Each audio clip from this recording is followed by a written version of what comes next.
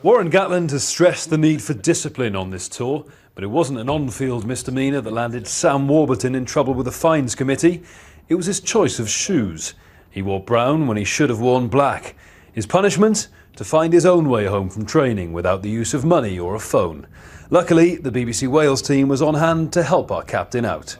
Minor hiccup aside, he's back in the saddle as skipper and knows he's fighting for his place in the test side. I always think the more games I have, the better I tend to play. It's a lot about getting your time in around the breakdown and in attack and defence. So the more games you play, within reason, obviously, the more you pick up a feel for the contact area and the speed of the game. So looking forward to this Saturday. 7 Welshmen make the starting 15 with a further 2 on the bench. But Warren Gatland has denied this has any bearing on the likely test side for next Saturday's clash with the Wallabies. There's people who are playing who aren't playing this weekend who you'd probably expect to start in the test match, so I wouldn't read too much into it. They usually say that, but I think it was the case on the last tour and it's on this one.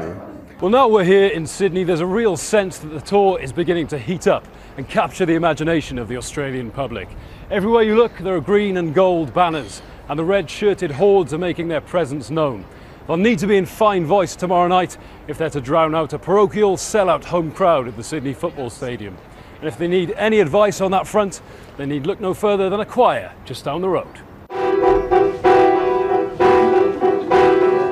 saw the light on the night as I passed by her window. It may be more commonly heard on the terraces, but the congregation here at Concord Baptist Church, a quarter of whom are Welsh expats, have rugby on their minds.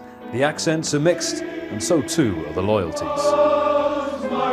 I am Australian, and that really means a lot to me. I love living in Britain, I love going back, and Wales has, of course, a very special place in my heart. But I'm equally divided, if you like.